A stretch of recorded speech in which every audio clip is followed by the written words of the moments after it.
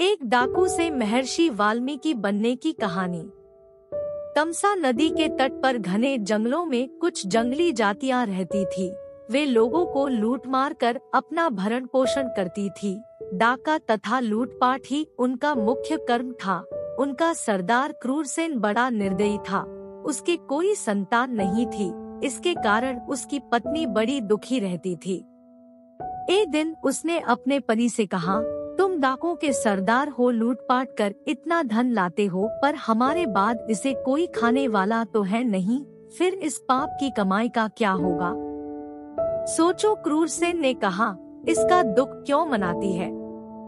एक दिन क्रूरसेन किसी ब्राह्मण के बच्चे को उठा लाया। उसकी पत्नी ने उसे माँ जैसा प्यार देकर पाला। उसका नाम रखा रत्नाकर। बच्चा धीरे धीरे बड़ा होने लगा। जिस तरह निर्दयी डाकुओं के बीच वह पल रहा था, वैसे ही संस्कार उसमें आने लगे। बड़ा होकर उसने भी अपनी जीविका इसी प्रकार लूटमार से शुरू कर दी। क्रूरसेन अब बूढ़ा हो चुका था। उसके इस बेटे ने उसी के काम को अपना लिया। माँ को थोड़ा बुरा लगता था कि यह न जाने किस भले घर का लड़का है, हम लोगों की संगति संस्कार से लुटेरा बन गया है, पर कह कुछ नहीं पाती थी। लड़का जब जवान हो गया तो उसकी शादी कर दी गई। उसके घर में एक बच्चा भी हो गया। उन घने जंगलों से जो भी यात्री आते जाते, वह उनका धन सामान लूट लेता। एक दिन उस रास्ते से 5-6 ऋषि किसी यज्ञ में भाग लेने जा रहे थे। साथ में नारद जी भी अपनी वीणा बजाते ईश्वर का भजन करते चले जा रहे थे। वे सभी साधु महात्मा थे। उनको किसी का क्या डर। न उनके पास कोई धन था, न किसी से बैर, इसलिए निर्भय थे। रत्नाकर ने एक साथ इतने साधुओं को आते देखा तो सोचने लगा, आज तो खूब अन्न धन मिलेगा। ये साधु यजमानों से खूब धन पाए होंगे।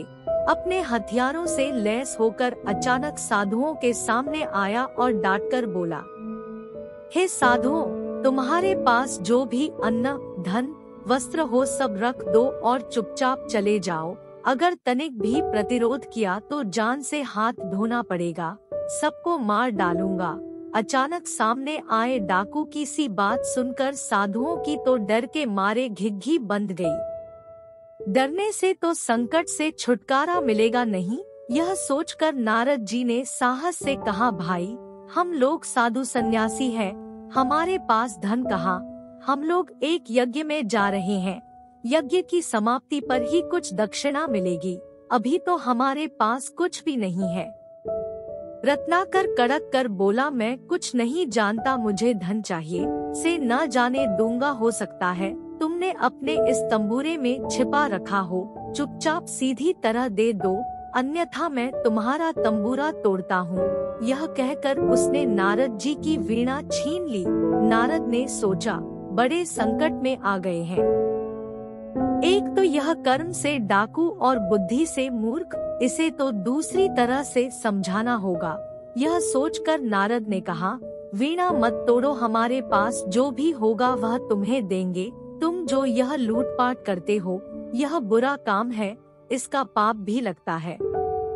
अपने परिवार के जिन लोगों के लिए तुम यह काम करते हो, उनसे जाकर पूछो कि लूट का माल खाने पीने मौज करने में तुम सब मेरे भागीदार हो, पर इस बुरे काम का जो पाप फल है, क्या तुम सब मेरे भागीदार हो, पर इस बुरे काम का जो पाप फल है, क्या तुम सब उसमें भी मेरे भागीदार रहोगे? मेरे मरने के बाद जब मेरे कर्मों का हिसाब किताब यमराज के यहाँ होगा, तुम सब उस कर्मफल में भी हिस्सा लोगे। रत्नाकर ने कहा, अरे सी बात तो किसी ने नहीं कही, विद्वान साधु हो इसलिए सी बात कर रहे हो, पर चतुर भी हो। मैं यह सब पूछने जाऊं और तुम सब यहाँ से मौका पाकर भाग जाओ। नारद जी ने हंस कर कहा, सी बात नहीं सा करो, तुम हम सबको एक रस्सी से किसी पेड़ के साथ बांध दो, हम यहाँ बंधे रहेंगे, तुम निश्चिंत होकर जाकर पूछाओ। रत्ना की समझ में यह बात आ गई। उसने सब साधुओं को एक पेड़ के साथ रस्सी से बांध दिया और घर जाकर सब सदस्यों को बुलाकर कहा, मैं आज एक बात आप सबसे पूछना चाहता हूँ। लोगों को लूटपाट कर मैं आप सबका भरण पोषण कर रहा हूँ। एक तरह से देखा जाए तो निरीह लोगों को लूटना मारना बुरा काम है। बुरे कामों का फल भी बुरा होता है। लूटपाट से आए धनंद में जैसे आप सब भागीदार हो, क्या से ही भागीदार मेरे पाप का फल भोगने में भी होगे। आज बेटे के मुंह से दान पुण्य और उसके फल की बात सुनकर माँ चौंकी। सोचा जरूर कोई बात है, तत्काल जवाब दिया, पुत्र, हर एक व्यक्ति को अपने कर्मों का फल अकेले ही भोगना पड़ता है। कर्मफल में कोई किसी का भागीदार नहीं होता। तुम्हारा काम परिवार का पालन पोषण करना है, वह तुम किस तरह करते हो यह तुम्हें सोचना चाहिए।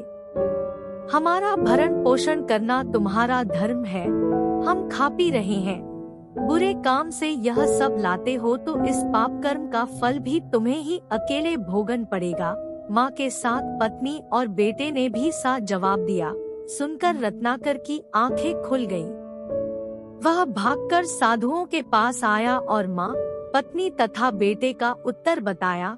नारद जी ने कहा, देखा, पाप कर्म के फल में कोई साथी नहीं होता, इसलिए अपना जीवन नष्ट मत करो, यह सब छोड़कर अच्छे काम करो। रत्नाकर को बड़ी ग्लानि हुई। उसने साधुओं को छोड़ दिया और नारद के चरण पकड़कर कहा, देवर्षि, आपने मेरी आंखें खोल दी। मैं अब जीवन की राह बदल दूंगा। मुझे अब परिवार से कुछ लेना देना नहीं। आप मुझे अपने साथ ले चलो और रास्ता दिखाओ। आपकी संगति में मैं इस पाप कर्म से छुटकारा पा जाऊंगा। रत्नाकर नारद के पास रहा। नारद ने उसे शिक्षा तथा ज्ञान दिया और तपस्या की विधि बताई। रत्नाकर सब भूल कर सा तप करने बैठा कि अपना तन मन सब भूल गया। जहाँ वह समाधि लगाकर बैठा था उसके चारों ओर मिट्टी का वल्मीक बन गया। उसी के बीच वह तपस्या में समाधि लगाए रहा। एक दिन नारद के साथ सरस्वती देवी आई। वर्षा से मिट्टी का वल्मीक घुल गया। रत्नाकर की समाधि भंग कर नारद ने कहा, रत्नाकर उठो, तुम्हारी साधना तपस्या सफल हुई। वीणावादिनी सरस्वती तुम्हें महाकाव्य लिखने की प्रतिभा प्रदान करने आई है। अब तुम्हारा नाम वाल्मीकि से प्रकट होने के कारण वाल्मीकि होगा। समझो तुम्हारा पुनर्जन्म हुआ। वाल्मीकि ने नारद और सरस्वती को प्रणाम किया।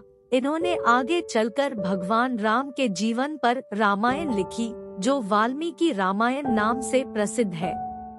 Please subscribe and share.